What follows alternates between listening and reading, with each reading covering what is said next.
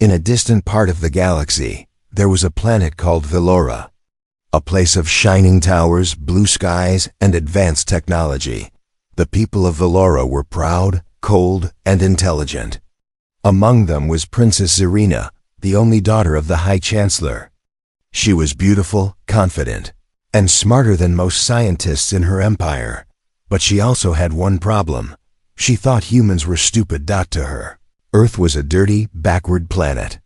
And the strangest thing in her eyes was the human body, especially the reproductive system. It's so strange, she said once to her assistant while watching a video from Earth. So emotional, so weak, what a waste of energy. Now for the first time, Princess Zarina had arrived on Earth. It was a peace mission. Her visit was a symbol of friendship between two worlds. But to Zarina, it was just another chance to study a species she didn't respect. She entered the Earth Science Center wearing her glowing silver suit, her head held high. Human scientists gathered to welcome her. Among them was Dr. Rayan, a calm, quiet man with sharp eyes. He was in charge of the Interspecies Understanding Program. "Welcome, Princess Zarina," he said, offering a small bow. Zarina looked around. The walls were gray. The air was warm. The humans stared at her with a mix of fear and curiosity. She smiled, but not kindly. "So this is Earth's greatest science lab?" she asked. "It smells like boiled vegetables." A few people chuckled. Others stayed silent. Dr. Rayan didn't react. "Would you like to begin the tour?" She nodded. They walked through labs, medical bays, holographic classrooms. Everywhere she looked, she saw the same thing: wires, machines, human charts, and emotion-filled faces. Then they entered a biology wing. On the screens were models of the human body: lungs, heart, brain, and reproduction systems. Zarina paused and laughed. "You call this design?" she said, pointing at the model. "Why does it involve so much blood and pain and hormones? It's like your species was built for suffering." The room went quiet. One of the young scientists tried to explain. "Well, evolution shaped our biology over millions of years. It connects with how we feel, how we love, how we bond." Zarina rolled her eyes. "Love, that strange Earth word. You attach meaning to physical reactions. You build your lives around feelings that can be measured and controlled." Dr. Rayan finally spoke. "It's not just reactions. It's part of our survival. Reproduction isn't only biology. It's emotion, care, growth, something no computer can fully understand." Zarina walked around the room, arms crossed. "Maybe that's why humans stay weak. Always crying, falling in love, getting hurt." Dr. Rayan looked at her closely. "You don't believe in emotional intelligence?" "I believe in logic," she replied. "And logic says your way is messy." He smiled, but there was something hidden in his smile. "Would you like to test your logic, Princess?" Zarina raised one eyebrow. "How?" "We're running a voluntary empathy experiment," he said. "A safe temporary transfer. You can experience human biology, just for a few days." She laughed again. "You want me to live in a human body?" "No risks," Rayan said. "Just experience, learn, then return. You can even write a report for your people." She thought about it for a moment. "Fine, I accept. It'll be fun to prove how silly your systems really are." Rayan nodded. "We start tomorrow. You'll be prepped in the morning." She walked away, still smiling, still sure of herself, still thinking it was all a joke. But Rayan watched her closely. He turned to his assistant after she left. "Log the consent," he said, "and increase the sync sensitivity." The assistant hesitated. "You think she can handle it?" Rayan didn't answer. He simply looked at the human model on the screen, the one she laughed at. "She wants to understand humans," he said. "Let her feel what it really means." Far above the lab, the sky darkened. A silent wind passed over the city. The experiment had begun. And no one, not even Zarina, was ready for what was coming. Zarina woke up to silence, not the soft silence of her royal bedroom on Velora. This was heavy, still, almost like the air itself was waiting. Her eyes opened. The ceiling was white, the light above her blinked slowly. Cold metal walls surrounded her. Her arms felt strange, heavy, weak. She tried to sit up. Pain shot through her spine. Her breath caught. Her heart, no, a human heart, pounded hard. In her chest. Too fast. Too loud. Too real. Zarina blinked again, trying to focus. Then the memory came rushing back. The lab. The challenge. The decision to prove them wrong. She had stepped into the empathy chamber with confidence. Wires connected to her temples. Her voice bold, even amused. "I'll be back in 2 days," she had said. "Maybe then you'll understand how ridiculous your species really is." But this didn't feel like a simulation. She looked down. Her hands were different, pale, small, soft skin. 5 fingers with tiny lines, wrinkles. Her arms had hair. Her breathing felt too fast. This was not a hologram. This was not virtual. This was real. She reached up, touching her face. Warm skin, a heartbeat. Under her jaw, a strange tightness in her throat. She tried to speak. Her voice cracked. "What is this?" Just then, the door slid open with a soft hiss. Dr. Rayan stepped in, holding a tablet. He looked calm, but his eyes watched her carefully. "You're awake," he said. "What did you do to me?" Zarina asked, her voice shaking. Rayan walked closer, showing her the tablet. On the screen was a graph, 2 body systems, side by side, 1 Veloran, 1 human. "Your consciousness is now linked to a living human body," he said. "Not virtual, organic, full transfer. You said this was safe," she snapped. "Temporary." "It is," he said softly. "But we upgraded the process. You wanted to understand. This is the best way." Zarina tried to stand. Her legs trembled. She gripped the edge of the bed, struggling to keep balance. Her body was sweating. Her chest moved up and down. Her stomach felt strange, empty. "What is this feeling?" she asked. "Human hunger," Rayan said. "Normal." "It feels like dying." He almost smiled. "No, just living." She glared at him. "This is a trick. You want to humiliate me." Rayan shook his head. "No, I want you to see what we are. Not in charts, not in labs, but in flesh, in feeling." Zarina sat down again, her hands trembling. "This body is weak." Rayan sat across from her. "It is, and strong. It breaks, and heals. It feels pain, but also joy." She looked away. "Don't talk like that," she said. "Emotions are chemicals." He nodded. "Yes, and yet, people risk their lives for them." She stayed quiet. Then something else hit her. A rush of emotion. Heavy, confusing. Tightness in her chest. A lump in her throat. Tears. Zyrena stared at the drop of water on her hand, her own tear. "What is this now?" she asked. Rayan stood. "Empathy, grief, maybe fear." "I don't fear you. Not me," he said. "But maybe yourself." She looked around the room again, her heart still racing. Her skin cold. The walls seemed smaller now. She was used to control. Command, power. Now, everything felt uncertain. "Can I reverse it?" she asked. "In 72 hours, Rayan replied. "You'll return to your original form, but until then, you're one of us." She didn't respond. Rayan walked to the door. "One more thing," he said, looking back. "This body was once someone real. Her name was Mara. She volunteered before the accident. Her mind is gone, but the body remains." Zarina froze. "This isn't a copy?" she asked. "No," he said. "It's life. Borrowed, not created." He left. Zarina sat alone, her mind spinning. The heart in her chest kept beating. The body remembered pain. The skin remembered touch. And deep down, something strange was waking up. Not science, not logic, but something human.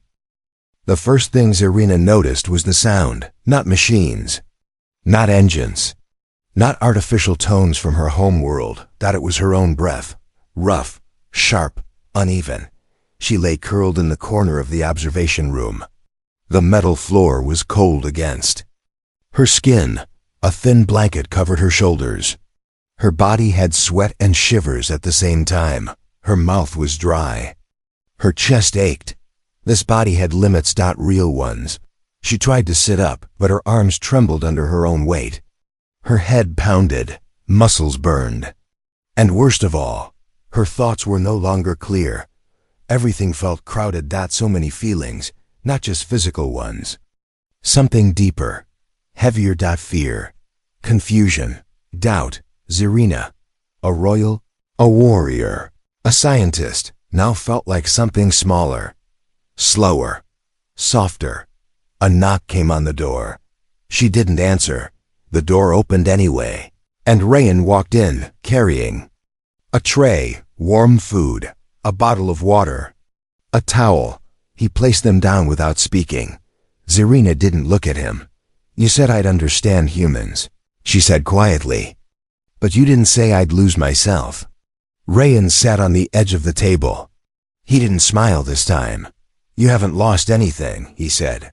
"You're gaining what you never had." She finally looked at him. Her eyes, now fully human, were tired, red, wet from crying she didn't remember doing. "What kind of science is this?" she asked. "You made me weak."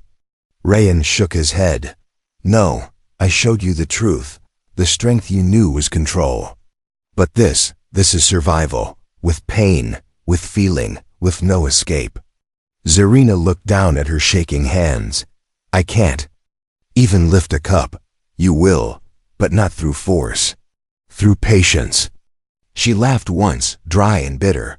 "There's nothing logical about this experience." "There isn't," Rayan said.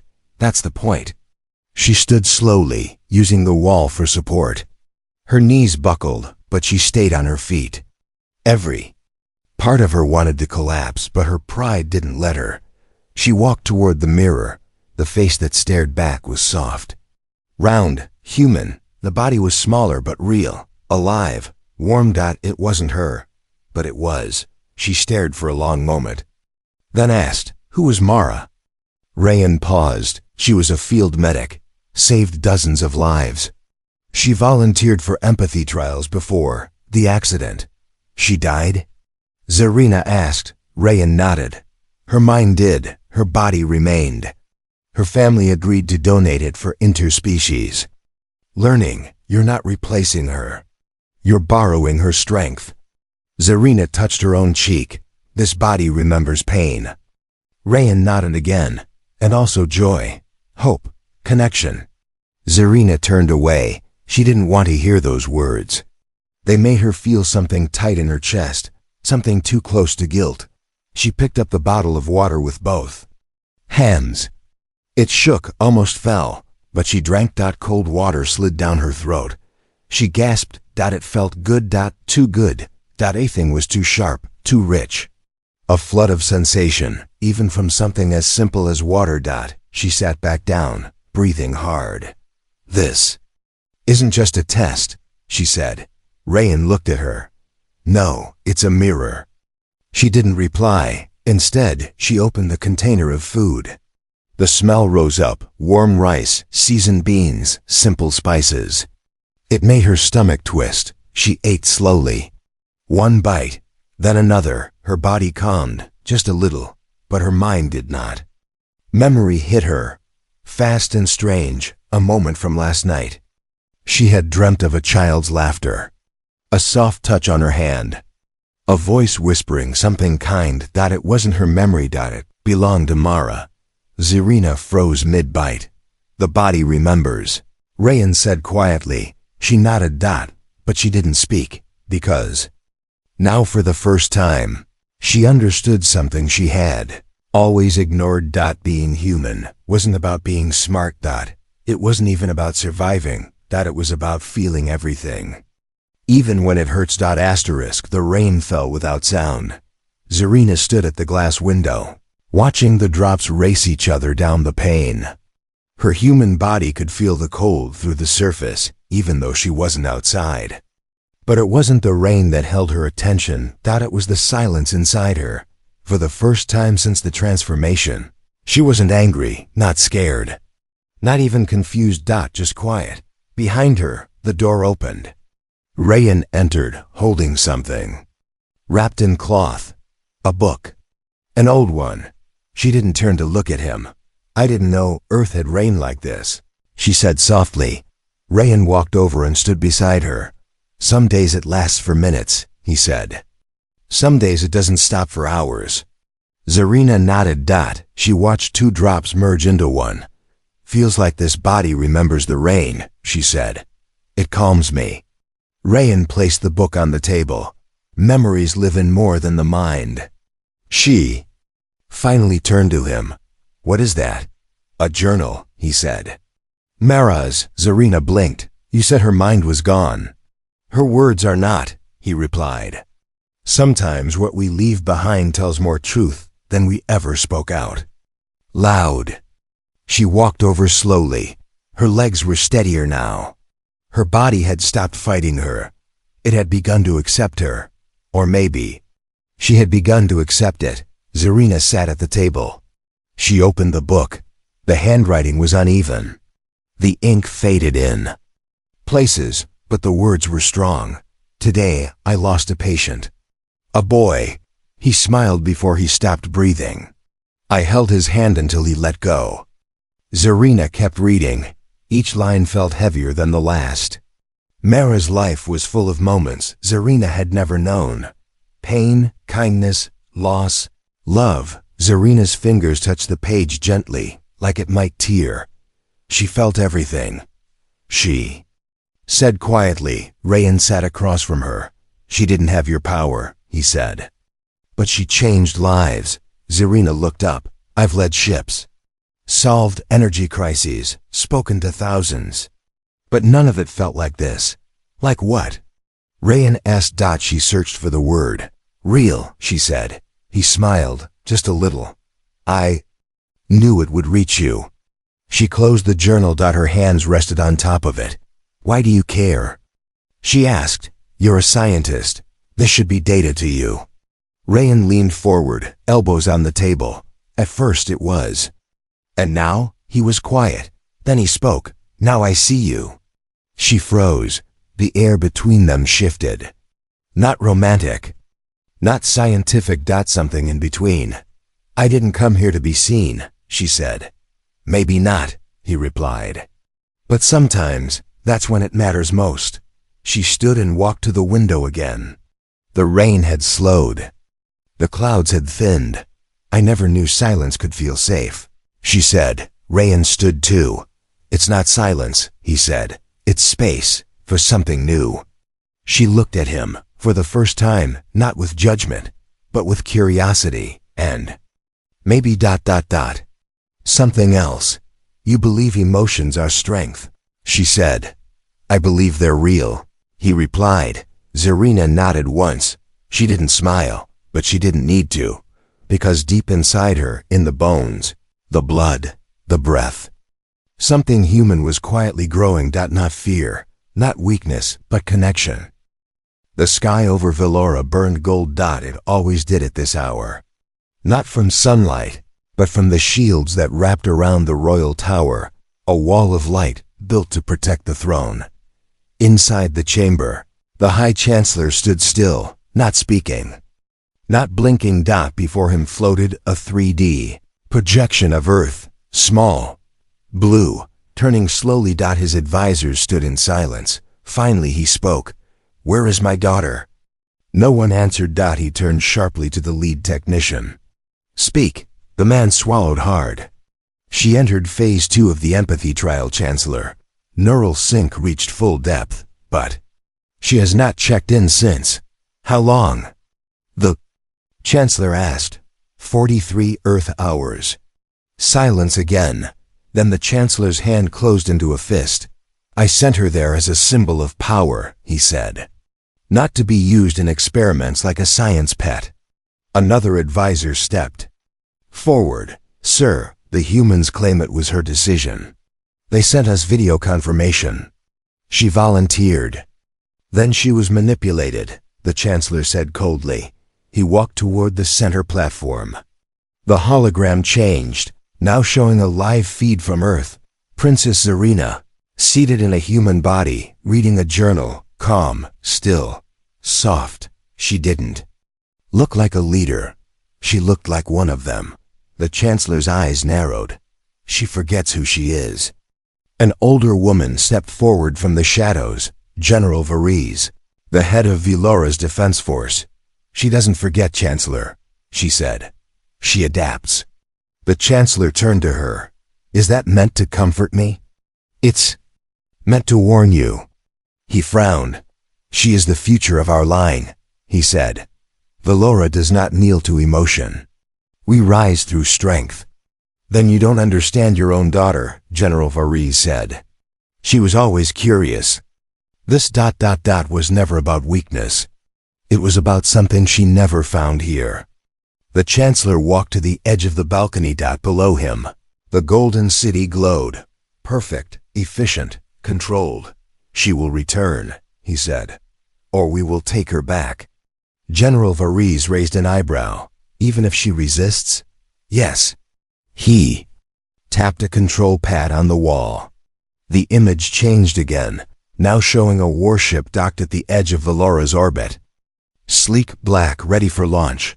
Send a retrieval team, he ordered. Cloaked, armed, non-lethal, only if possible. And if the humans interfere? The Chancellor's voice turned ice cold. Then remind them what happens when Velora is disrespected. Meanwhile, on Earthrain checked the atmospheric readings as Zarina slept. Her body had finally adjusted. Her vitals were stable. Emotionally, she had changed more in 3 days than most Velorans do in years. He knew time was running out, but he hadn't told her. The lab lights dimmed as a warning alert blinked on his wrist screen. Unidentified ship entering low orbit. He tapped it, pulling up data. The ship was Veloran. No ID, no clearance. His heart sank. They were here. He turned to look at Zarina.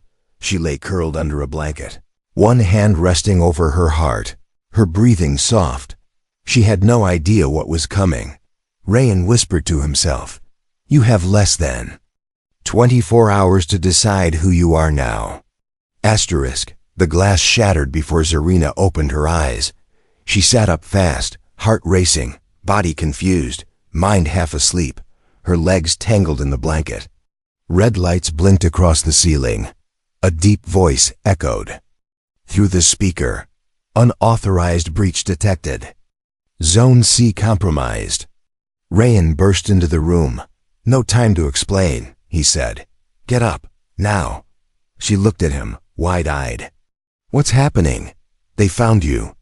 Her breath caught. "You mean?" "Yes, Velora." She stood, the blanket falling. Her body still sore, still learning, but it moved with a new kind of instinct, fear. Rayan handed her a jacket. "Put this on. Follow me, no questions." Zarina obeyed. The hallway outside was dark. Emergency lights blinked along the floor. Far behind them, a loud blast rocked the wall. Dust fell from the ceiling. Zarina stopped. "They're attacking." "Earth?" "No," Rayan said. "Not yet. They're here to take you, quietly. If they fail, it becomes war." Another explosion shook the ground. Rayan grabbed her hand. "We have minutes. Maybe less." They ran down steel corridors, through service tunnels. Zarina's lungs burned. Her legs screamed. But she didn't stop. In her mind, two voices fought. One said, "Go back. Obey your people. This is not your world." The other said, "Run. You are not theirs anymore." They reached a lower lab door. Rayan scanned his wrist. The door slid open. Inside was a transport pod, Small, fast, unregistered. Zarina stepped in. Heart pounding. Rayan hesitated. I need to slow them down. He said, You're not coming? She asked, I will, I promise. Just get to the cliff beacon. I've programmed the pod. She grabbed his wrist. Why are you doing this? He looked at her, eyes tired, but steady. Because I know what they'll do to you. And because this isn't science anymore. The door behind them exploded inward. 2 Valoran agents stepped into the hall, tall, armored, faces hidden behind black glass. Zarina didn't think. She pulled Rayan inside and slammed the pod shut. The pod launched forward. Metal screamed against metal as it ripped through the underground track, then shot upward toward the cliffside above the city. Inside, Zarina sat shaking. Tears welled in her eyes. Not from fear, from anger and betrayal. They didn't come for peace. They came to erase what she had become. Back on Velora, General Varize watched the Earth footage from orbit. She ran. An officer said. Varize didn't answer. She's no longer loyal. The officer added. Varize turned. She's something more dangerous than disloyal, she said. She's thinking for herself.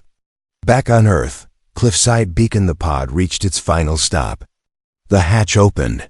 Wind whipped her hair as Zarina stepped out onto the high cliff. The ocean roared below. She turned. The sky behind her filled with clouds, but she could feel the heat of the approaching ship. The Valorans were coming fast. She opened the beacon controls. Inside, the box was a memory drive, encrypted, marked with her name. Rayan had left it for her. She inserted it. A projection appeared. It was him. If you're seeing this, I couldn't make it, the recording said. But you need to know something. The empathy transfer wasn't just my idea. It wasn't just science. Zarina leaned closer, heart pounding. I designed the program to go deeper, he said. Because I wanted you to feel what it means to be human. Not just the biology, but everything else. He looked directly into the lens. I wanted you to stay. She stepped back. Lightning flashed behind her. Above, the Valoran ship pierced the clouds. Zarina stood between 2 worlds, one she was born into, one she had begun to feel in her bones. For the first time in her life, she had to choose, not as a princess, not as a scientist, as a human. Zarina stood barefoot on the cliff. The wind was sharp against her skin. Her hair whipped across her face.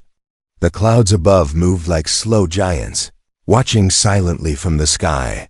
The Valoran ship hovered in the distance, dark, perfect. Silent. No weapons fired. No message came. It was waiting. So was she. Beneath her feet, earth felt real. Rough stones, cold air. The smell of salt and rain. The weight of a living world. She looked at her hands, scarred now, scratched from the escape, dirt under her nails. Human hands, not flawless. Not powerful. But alive. Behind her, the beacon blinked. The message from Rayan had ended 10 minutes ago, but his voice still echoed inside her. I wanted you to stay. Not an order, not a command. A wish. She had never been given one before. Only missions, lessons, expectations. Not this. Not freedom. The ship moved closer, slicing through the sky like a blade. Zarina didn't flinch. From her jacket, she pulled the signal trigger. If she pressed it, a pod would arrive in seconds and take her back to Velora. Her mind would be cleansed. The memory of Earth, the body, the feelings, the faces all erased. She would wake up in the royal tower as if nothing had happened. She would be a princess. Again. But something inside her refused. She remembered the first tear that fell in the lab, the journal. Mara's words, the taste of simple food, the heat of her own breath when she ran, the way Rayan looked at her, not like royalty, not like an alien, but like a person. She remembered what he said the first time they met. Reproduction isn't just biology, it's emotion, care, growth. She had laughed at him. Now, She understood. It wasn't just about the system. It was about the choice to feel. The choice to connect. And now, she had one final choice to make. She looked at the trigger. In her hand, she closed her fist around it. Then slowly dropped it off the cliff. It fell silently into the sea below. Behind her, the Valoran ship powered up. Its lights flashed. A final warning. Zarina stepped back from the edge. She raised her hands, not in surrender, but in refusal. She turned her back on the ship. And walked away. General Variz watched from the control screen. She's made her decision, an officer said. Variz said nothing. The Chancellor's voice came through the comm. Retrieve her. No, Variz replied. A pause. She is no longer ours, she said. She belongs to something else now. The Chancellor's voice turned to ice. You defy me? I obey evolution, she answered. Then she gave the order. Return to orbit. The ship rose and disappeared into the sky. Zarina sat on a bench outside the center. Dressed in plain clothes, children ran nearby. A breeze moved through the trees. Somewhere someone laughed. She smiled. Rayan walked up, holding 2 cups of tea. Still getting used to mornings? He asked. She nodded. Still strange. But not bad. He handed her a cup. No regrets? He asked. Zarina looked at him. Only one, she said. That I didn't understand sooner. He sat beside her. For a moment, they said nothing.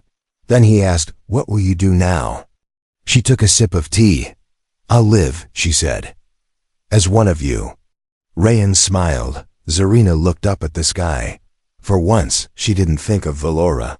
She thought of now, of here. Of what it meant to hurt, to heal, to choose, and still continue. Not as royalty, not as a visitor, but as someone fully alive.